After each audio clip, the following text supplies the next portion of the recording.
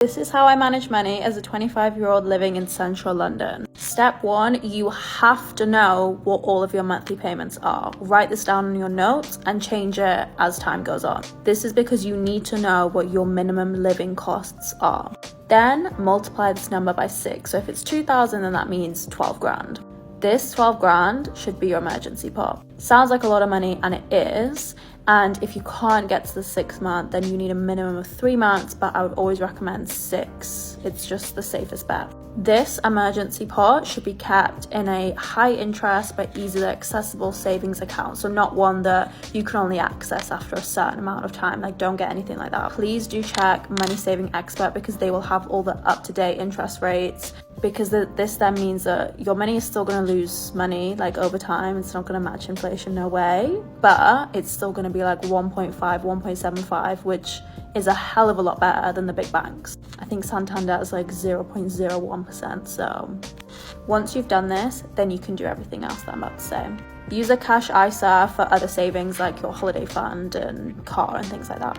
Also, have a separate bank account and card, because there's a high chance that you're going to lose your bank card at some point, and you cannot be waiting 10 days for a new one to arrive at your door. This has happened to me twice, and I've always had a backup bank account and card. Obviously, do not keep them in the same purse. Keep your backup one at home. Credit card. Everyone needs one, but do not get one until you learn how to control your spending. This credit card, initially, if you don't trust yourself, should only be used for direct debits like your Netflix, Apple Music, things like that. That's how I use mine. And your bank will tell you what the credit limit is. Do not go over 30%. So if your credit limit is 1,000, you cannot be spending more than £300 a month on that credit card.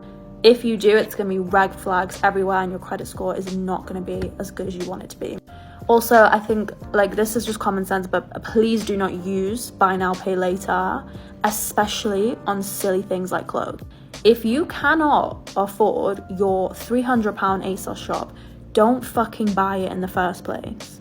Invest monthly into an index fund like the S&P 500. You can do this on a platform that has the lowest fees. So I use Vanguard, but I'm not sure if they still have the lowest fees as well. Please check Money Saving Expert. They're much better than me. Set up a monthly direct debit to a charity. I have 2 charities I donate to. I'm running out of time, but the last one is to save around 20% of your monthly income. If you can't, get more income, get a side hustle, get a better paying job. No excuses, please.